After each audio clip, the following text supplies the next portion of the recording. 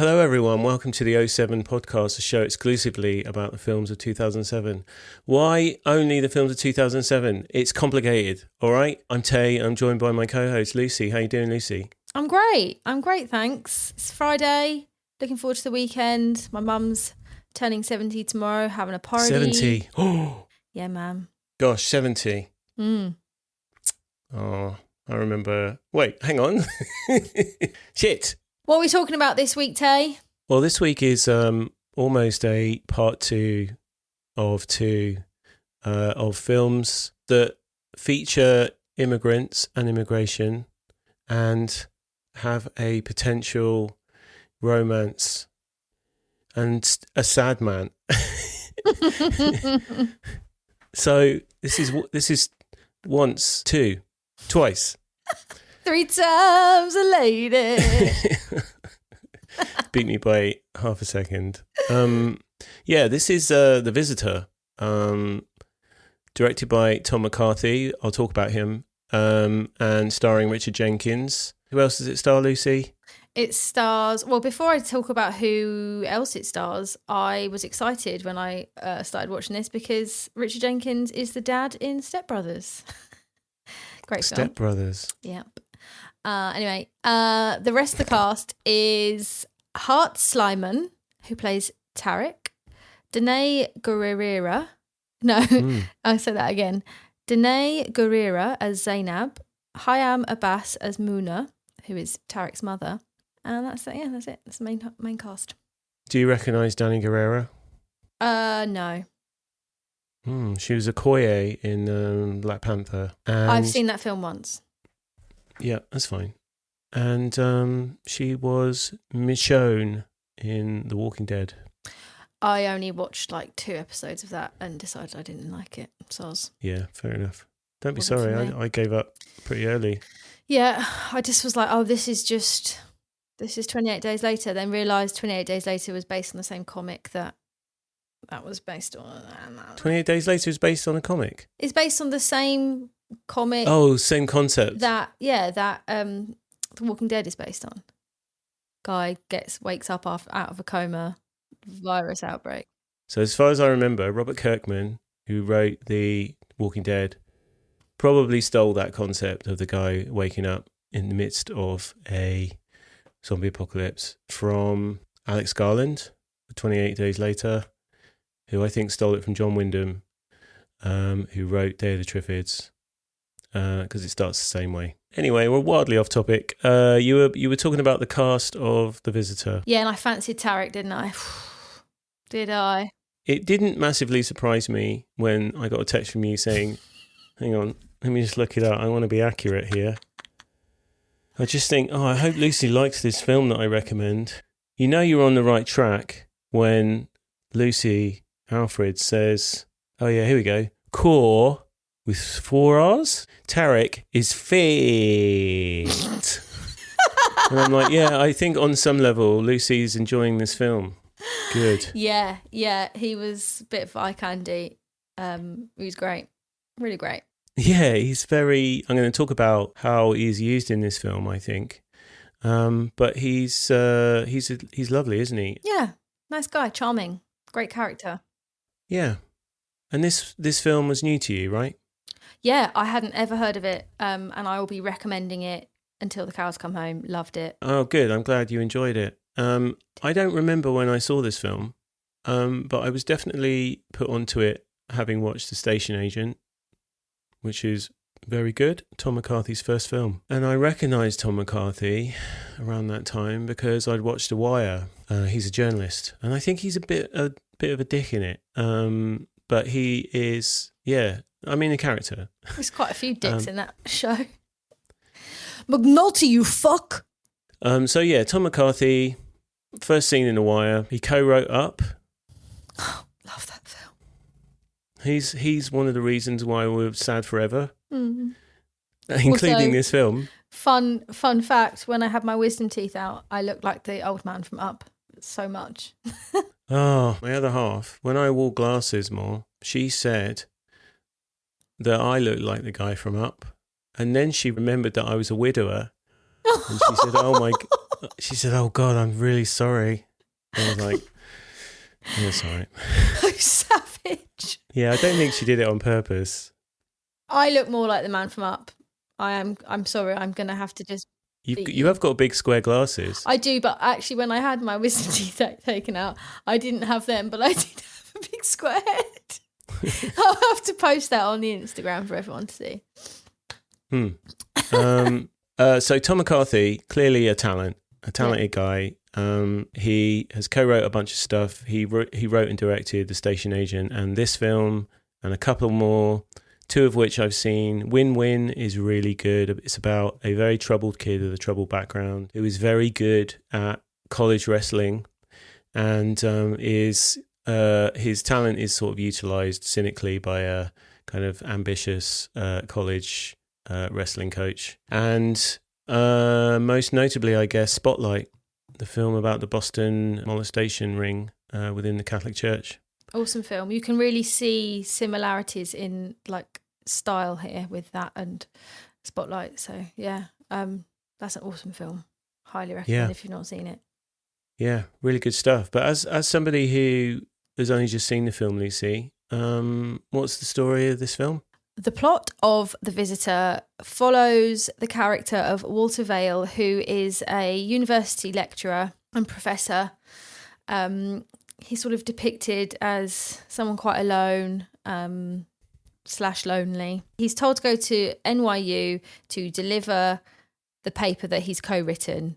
He reluctantly goes, turns up at his second home, his apartment in New York, to find a couple of people living in there that he was not expecting. Turns out they are illegal immigrants who have somehow got access to his apartment because he hasn't been there for so long. And a great friendship flourishes between Walter and Tarek, one of the people living in the Hubba flat. hubba. Hubba hubba, sexy guy. And they bond over music, particularly drumming, which is Tarek's instrument of choice. And as their relationship slowly unfolds, more colour sort of comes to Walter's life. And I was actually reflecting on this earlier because I was thinking that often in this sort of narrative, when someone who starts off as a kind of staid corporate person discovers a new person or a new way of life or a new culture, they end up, it's like really obvious to start wearing more colourful clothes. Walter doesn't do that, but his manner and his demeanour changes, and that's really testament to Richard Jenkins' performance style. Really like great actor. He barely uses any words in the opening sequences of the film, and as he gets to know Tarek and Zainab and Tarek's mum Muna more, just gets to know them better, his like guard falls and he starts speaking more, his facial expressions change more, he smiles more, he laughs more, and he seems to relax into this new way of life. But sadly, Tarek gets arrested for nothing, basically doesn't do anything wrong, but it's just because he's a brown guy. And he ends up in a detention centre, and yeah. I wish it was all nice, but there's definitely some good vibes going through this film. Yeah, loads. They make it quite obvious that the Tarek and his girlfriend, Zainab, have been hoodwinked by someone who has somehow gained access to Walter's apartment in New York and is renting it to them. And so they are not seen as, invaders as such. They've been duped. Yeah. And it's very sympathetic to undocumented immigrants. And Tom McCarthy learned of these detention centres and, wanted to write something about them. Yeah. And his starting point was Walter. And he always had Richard Jenkins in mind, which is always interesting and good to hear, I think, because it does. I don't know why I find it reassuring when you hear that from a writer-director, that they already have a specific person in mind, but it just feels like blessings on them, on the production, that they got the person they wanted for it. Yeah. And I think that Richard Jenkins helped him finish the script in some way, in some capacity, which again feels wholesome somehow. Yeah. But he's a big old sad sack, isn't he? You are right about how he changes, because he's so buttoned up at the start. Yeah. Even the bit where it starts very subtle. I think this is the main thing that I love about this film is that it's so subtle. The very first scene where Tarek is drumming and Richard is interested in what he's up to. Tarek comes in and finds Richard just kind of like playing around with the drum. Yeah. And he gets up and buttons up his jacket. Yeah. And it's so sort of like emblematic of how he is. Throughout the film, you see him just like drumming his fingers more, and he's distracted. And the film ends with him, going and doing something with the drumming, and just kind of he looks not disheveled, but compared to the rest of him in the rest of the film, his hair's all kind of like fly away and rough, and he's not in a suit as such, and it's obvious that he's been on a real journey and not all happy. It's not an entirely happy story, but it is a lovely story. It's a lovely story, yeah. Also, they don't do the classic sort of cultural appropriation. Like, he stays as a middle-class white guy. He's, like I said, he's not changing his outfit. He's not suddenly wearing like a colourful outfit to like depict that he's suddenly like loose and free, and he's letting the djembe, which actually, interesting, the djembe is it's a West African instrument, isn't it? Whereas Tarek is actually Syrian Palestinian. So that's not really explained as to why he plays that instrument. But yeah, like you say, it was very, very subtle. His shirt's undone. He seems a bit more relaxed, but he's still Walter. He's still wearing a shirt and slacks and smart shoes, because it's not about appropriating the culture. It's about being inspired by it and learning and letting that kind of reveal more about yourself. Yeah, it's lovely. I was worried about watching this film again. Only as I started to watch it, I was like, oh God, I'm not sure I'm up to this, because it does hit you.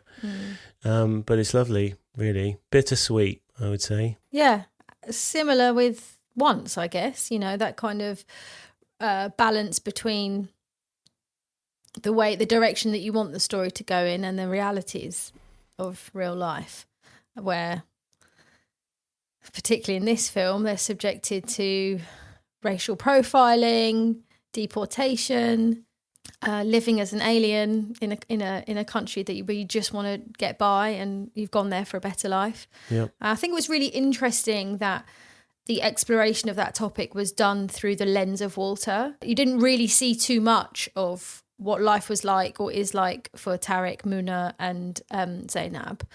But you witness what happens to them through his experience of it and how he handles it, and the stories that he hears, sort of second, third hand. So it was really interesting. Yeah. It takes lots of different turns, and I think what's nice about it is that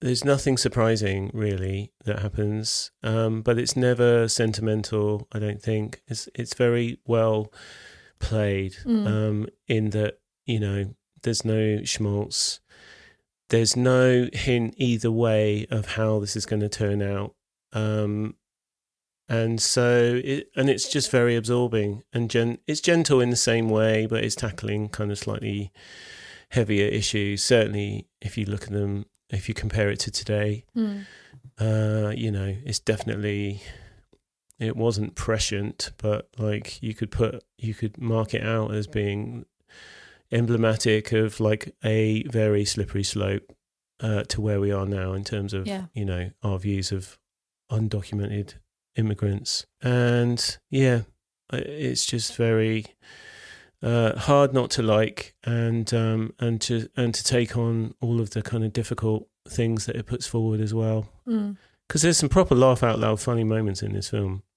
but they are sprinkled lightly across a bunch of stuff that's, can be pretty heavy going.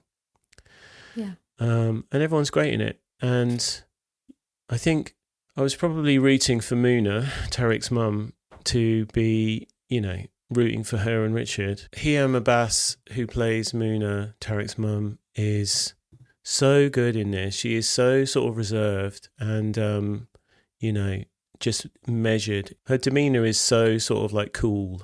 Stoic. All the way through. Yeah, stoic. Massively stoic, thank you.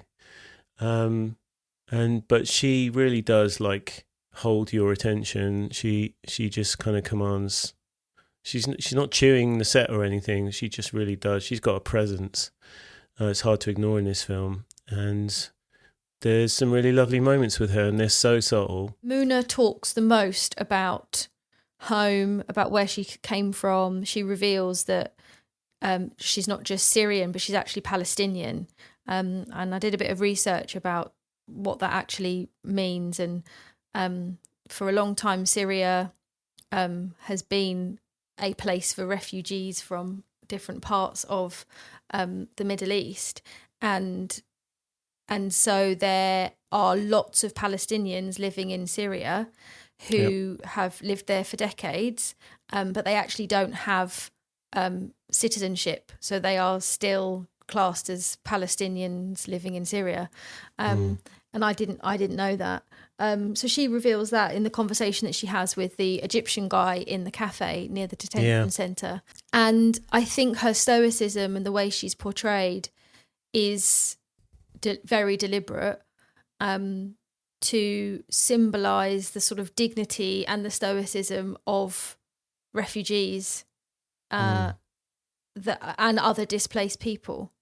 I remember years ago when I was in Kos, there were lots of Syrian people there. That was when was that? When that was when everything kicked off in Syria more recently. What year was that? 2011. 2011. It must have been around then. Or 2015. No, it was not. It was 2015. Yeah, and I'd never seen anything like it. I was there for my holiday, and all of the Syrian people, they were just average people, and they were staying in tents along like the harbour side, and they had little like washing lines with their baby clothes, and they wouldn't look at me. They wouldn't make eye contact because they were so ashamed of, the situation they were in. And so I think her portrayal is indicative of the stoicism and the pride of people just like you and me who have been displaced by war or oppression. And obviously this film was made in 2006, 2007. So it was way before all of that, way before the Arab Spring, but it was in that context where people were living under oppression, they were living under extreme governance from the government. Anyone that tried to speak out couldn't. And that is the reason why Tariq and his mother have fled, and they're in New York, trying to, piece a life back together. Well, I suppose actually Tariq's in New York, but he had been in Michigan. Big Arab American community in Michigan. Oh, I didn't know that. That makes sense. Yeah. That would be one of those inferences that, like, I wouldn't know, but if you're an American audience, you probably know that. But yeah, I totally agree. Her screen presence is palpable almost, and she's just so beautiful, isn't she? No wonder Walter ends up being captivated by her. Well, does he though? Because he does. I didn't get that. Because I'm blind. I'm blind to... You're so rubbish with this stuff. Maybe I'm just hopeless romantic. Yeah, that's okay. Yeah, I don't know. It definitely... It just felt like an organic friendship, and even to the point where they just have a little cuddle. Do you think I think they just had a little cuddle, right, towards the end of the film? They didn't have sex, no. Yeah, but right. There is definitely... Trying not to say the words. There's definitely more than friendship. He asked her out on a date. And she's all like, woohoo, and she dresses up and he says, you look nice. And he takes her to go and see Phantom of the Opera, which she'd said that she really wanted to see. Come on, that's a date. It's not friendship. Yes. That's a really sweet, lovely thing to do. He's a widower. She's a widow. Yeah. He wants to try and save the whole situation. I thought that's what would happen. I thought, oh, he'll marry her and then Tarek will get released because his mum's married an American. No. See, I'm such a romantic. Yeah. Oh, that's lovely. That'll be the sequel. Her entry into the film is really great. And, you know, it comes at a time where things have taken a real dark turn. Tarek is detained and Walter blames himself because Tarek gets accused of just jumping the turnstile when actually both of them are carrying drums. And one of them gets caught between the two, and he kind of lifts his leg. They've both paid, and he gets caught in the turnstile and has to lift his leg over, and then he's kind of pulled up by the tube police, and then he's detained, and then ultimately he gets deported. So ridiculous. Yeah, it's crazy, but like that is scratching the surface of what happens now. Yeah, and also it's a light on where things were at that time, of course, post 9/11. The lawyer that Walter hires to try and get Tarek out of the detention centre even says before 9/11 they weren't, no one really cared about tracking who was here and where they were and making sure it was all accounted for. But since then, it's like no chance. And he even reveals that his uncle, who'd lived there for 23 years, was deported back to what I don't think he says which country his family hails from. And actually, interestingly, when Muna says, "Where are you from?" he says Queens, which I think is a really interesting little flourish there. Because it adds into the conversation of like, where are you from? Where are you really from? That goes on a lot around the race discourse. Yeah, 100%. And this film, I think, is, again, it's quite subtle, but there's deliberate iconography that, is very pro-immigration. There's a lingering shot of a sort of depiction of the Statue of Liberty in the detention centre, which, I clocked and I was like, yeah, fucking hell, yeah. And, the way that they lose focus on the US flag towards the end of the film at the airport, there's definite visual kind of tricks being employed here. Yeah. Great movie, man. It is a great movie. Danai Gurira is also really good in this, I think. You start off seeing her as the sort of grumpy girlfriend, and she is super, super careful about everything because she feels the vulnerability of being, an immigrant. And being a black woman.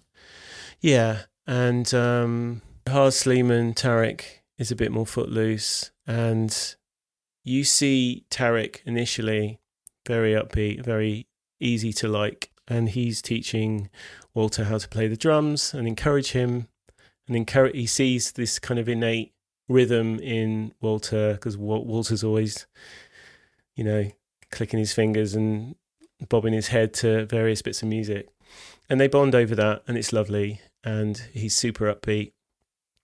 And even when he's detained, he does a really great job of seeming upbeat and kind of not letting it get to him.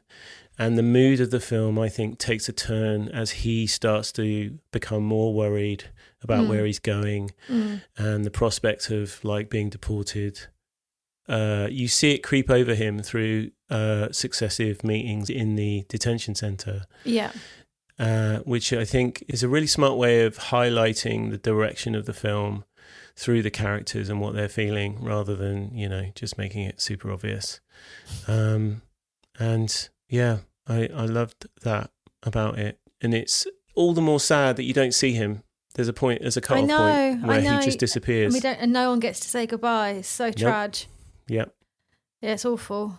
And that's the reality of it. We talked about the performances and the overall vibes. What else did you like about Tarek? He's wandering around in his pants quite a bit. Not enough, actually, for my liking. No, sorry. Gosh, objectification much. He's actually a great actor. He's not just fit. I liked the innocence and the genuine interest that Walter has in getting to know more about Tariq's culture. So just asks questions like, what does Habibti mean? What did Zainab mean when she said Arab time? Because they are sort of idioms that are just sort of part of their world that Walter has no idea about, because how could he? He's like, he's clearly just kind of in his academic world and just has never encountered that culture. And I loved that because it shows how, well, it's part of how they form their friendship, because there's an innocence there, and he's genuinely interested. And what I found quite interesting was he's kind of like positioned in the beginning to be kind of an asshole. Like the student comes in with the essay that's late and he's like, I can't accept it. And he's like, but I had, like personal issues. He was like, I'm sorry, I can't accept it. And is just like really hardline about it. And you'd think then, because of that when he goes into his apartment and finds two people living in there, he would be equally as hard-nosed about it. But actually, for some reason, there's a softness in there. And I think it appeals to the humanity in him, where he sees them and they're on the street and he's like, they've clearly got nowhere to go, and lets them back in. And gradually that softness comes out more and more to the point of him, letting Muna into his heart. That's what I think anyway. So I loved that. And I feel like that just wouldn't happen now, that innocent questioning. And because it's almost like what I was trying to get at earlier, and I should have said it earlier, was I feel like Walter is like a vehicle for the audience. So we see what happens to these innocent people through his lens. We're not seeing it through their lens. Yeah. And he bears witness to everything, but he's powerless. He can't do anything about it. And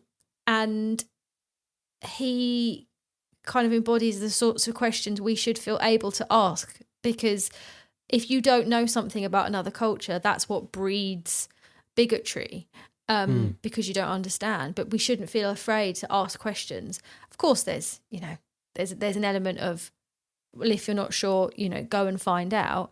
But if you work with people from different cultures, you've got friends from different cultures, like we shouldn't feel afraid to ask. I'm getting a bit onto my soapbox here. I do apologise, but I love that. I love that a lot. I also loved the way it was shot. Lots of handheld camera, but not as much. It's not as intense as Once. Not as wibbly wobbly. It had a budget. Yeah. It still felt a bit documentary-ish. I don't feel like, I think you're right, they probably would have got permits, but the only set that they used was the detention centre, because they weren't allowed to go into one, obviously. So they had to build that. Okay. But everything else is real. And there's real people on the streets, there's real subway station. Some of those people might have been probably were actors. But, the guys that are playing the drums on the like upturned tubs in Central Park, I get the feeling they were probably real guys. Just busking. Do you want to spot in this film? So I really liked that. Felt very realistic. Yeah, I think I mentioned it, but I really liked the subtlety. There's nothing signposted to you. But it's not ambiguous. You don't feel like you're spoon-fed anything. The beats in it are sometimes surprising, but it's not doing anything to, pander to your expectations of just like a regular film, but at the same time, it's not trying to shock you with anything. It's not trying to make this a very grueling experience. It just feels very grounded in good writing, good performances, and just wants to tell a very human story. And I think it does that in spades. Oh yeah, gosh, for sure. On that point, one of the things I started to think about while I was watching it, and it was the scene where Richard and Muna are having dinner, was that I started to think this kind of looks like a very high-end Hallmark Channel film almost, which is like the worst possible compliment you could get, right? But it's not. There's no frills here. It just feels like a very lean, unextravagant, if that's a word, take on a drama. But I think that just adds to how kind of grounded it feels. Like, there's no insane follow the waiter from the freaking kitchen to carry the plate onto the table kind of shots in this stuff. It's all just very straightforward. And the focus, the emphasis, all of the love of the film is in the performances, not so much the staging, just the people and what they're doing and what they're saying and how you feel. And that's great, I think. Yeah, what were your highlights? The highlights for me were the scene where Walter and Tarek go and play drums in Central Park. Love that. Because I feel like that's a turning point for Walter. He really finally lets go. Yeah.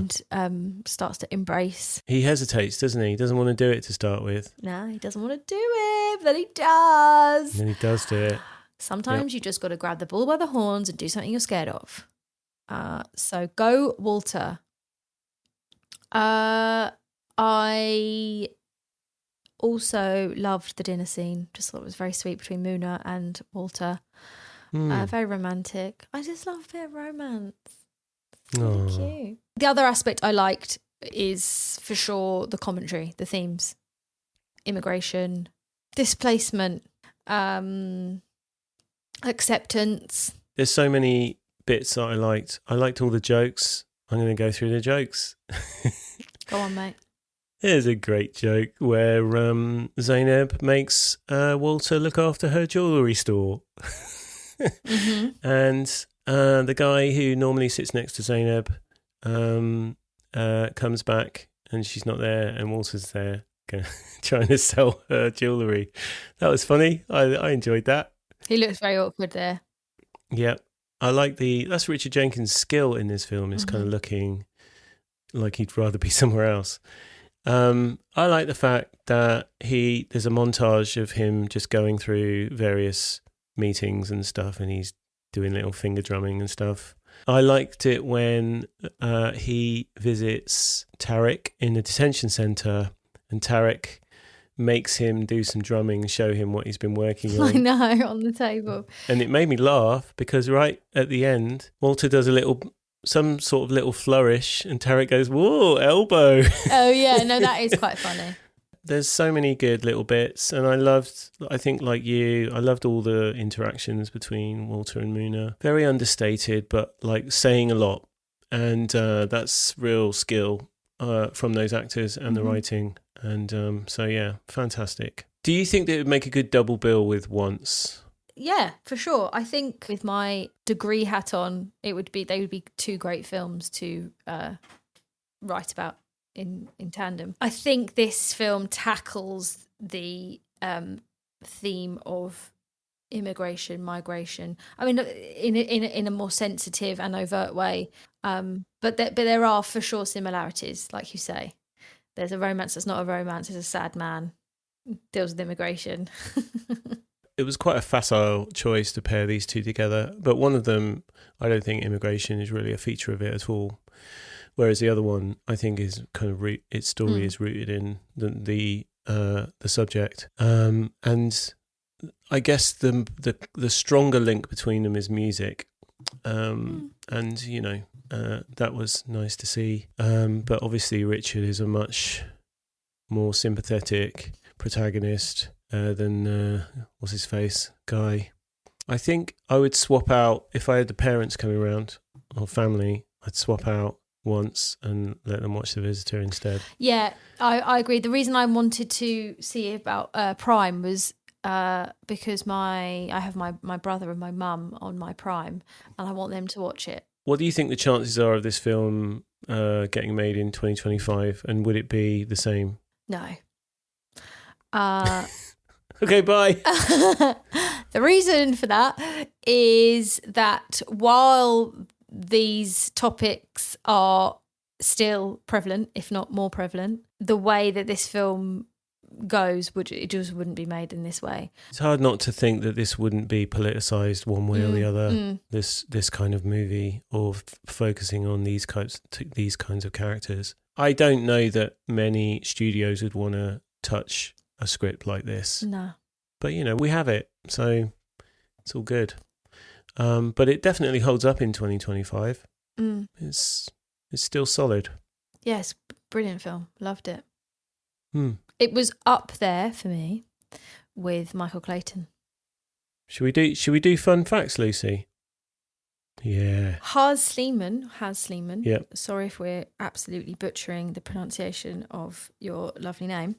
Had never played the djembe, and he practiced for how many hours? 3 hours a day for 6 weeks to get up to that standard. To the point of when I was watching the film, I was like, I wonder if they found a professional musician that could play this well, and then it turns out he could also act. And be handsome. Yeah, he's the full package. That's a good fact. Tarek likes to play in his underpants, and there's a funny scene where Walter comes in and sees him, and he's sort of hurriedly puts some jeans on, and then they make a joke about it. But isn't there a scene later where Walter is playing in his underpants? No, he's in his normal trousers, and Zainab comes in, and he's embarrassed that she's there, and he was like, at least I have my pants on, or he makes a joke, something like that, or I'll take my pants off next time, or something like that. And she's like, what? And he gets really embarrassed. Yeah, she looks horrified throughout the film. Yeah. For reasons that become more and more justified. Their introduction is that Walter walks into the bathroom. She's having a bath. So not off to a great start. And, she clearly, it takes some time for her to process that awkwardness. And yeah, him making jokes about playing in his underpants is probably not a great way to smooth things over either. No. Tom McCarthy said that the film cost $5 million, and then he joked that $4 million of that went to Richard Jenkins in one interview. And domestically, 9.4 million, globally 18 odd million. So, good stuff. Pretty good. What I like about this era, and especially having a little look, and I'll put a load of links in the show notes, was that some of the interviews that are on YouTube for this film, sort of interviews with Tom McCarthy, are awful in that they're from 2007. So the quality is just all over the place. But also, it seems like that was a time where you could just be one guy running some ramshackle upstart studio, and you could get some screen time with someone like Tom McCarthy. There's a really funny interview with him by some dude. I can't remember the name of the show, but I'll link to it. And he's got his arm around Tom, and he's just got a stick mic and working the mic between the two of them. And he's asking, sort of salient questions, but his whole demeanor is just he's like a wise guy, just almost you could almost look at it as if they are having the interview while a policeman is walking past, and when the policeman goes further and further away, he's going to continue shaking him down or something. It's very strange to watch. And they talk about the fact that they are both from New Jersey and, all of this fun stuff. And there's loads of interviews like that, really sort of low res, poorly shot, refreshingly honest, amateur press coverage from this era about this film. I imagine it only gets better from here on out. But that was fun to watch. I had a lot of fun. Good old days of YouTube. Yeah. I would say, I imagine everyone has watched Spotlight, but Win-Win is excellent. Any last thoughts on The Visitor, Tom McCarthy, Richard Jenkins? I would say watch it. Just go watch it. I really enjoyed it. Yep. I did a man cry. I recommend it. Which bit? All of it. Cried the whole way through the film. When the words "The Visitor" flashed up. Did you actually cry a lot? I cried a bit. At which bits? The airport bit, I think. Oh. There was some stuff with Tarek, I think. Oh, bless you. I can't remember, but yeah. I did not cry. I was on a hair trigger for some reason. It's been a tough week. Yeah, man, it has. It has. It really has. I was definitely moved, but I wasn't moved to tears. But, yeah, fine. I mean, it's where I am in my cycle. If I'd watched this in about a week's time, I would be on my knees. All right. Well, bear that in mind, listeners. Only fun films for the end of my cycle, please. I can't deal with the emotional roller coaster. Be cycle safe, listeners. Yeah. When you're watching sad films. It's a real thing. Trust me. Think twice. When I watched Little Women with fuck me. Timothée Chalamet. I always seem to watch very emotional films on planes. Yeah, no, but that's a thing. That's a thing. Yeah. It is a thing. Cool. Yes, because of the altitude. It is actually a thing about, I don't know if it's the altitude, maybe it is, but I heard something or read something, maybe saw a video on Instagram, that if you cry on airplanes, it isn't just you. I think the last long distance flight I took, I watched Little Women, and I definitely cried your eyes out. was sobbing. That film is tragic. Yeah, it's so good. Such a good film. It is, but I was watching it, I think I was on my period or like just before my period, and I was like inconsolable. Couldn't stop. It made me depressed for the rest of the day. Like, it was bad. And the other film that springs to mind watching in a plane and sobbing was Inside Out. In a couple of seats near me, I heard a small person's voice say, "Mummy, why is that man crying?" Well, I had a good time watching this and talking about it, and I urge anyone who's never seen it to watch it. And if you've seen it and forgotten about it, you should revisit it because it is well good. It is well good. Luther thinks the same as well. Okay. Good stuff. Thanks, Luther. This is the beginning of the end. This fucking cat being allowed on this. Hello.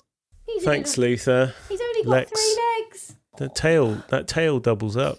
It does. Yeah, good stuff. The Visitor, we did it. Woo! Cool. Nice one, Lucy. Have fun. I'll speak to you soon. And thanks everyone at home. Yeah, thank you. Speak to you soon. Goodbye. Bye. Bye. I always end with you doing that. Yeah. Bye.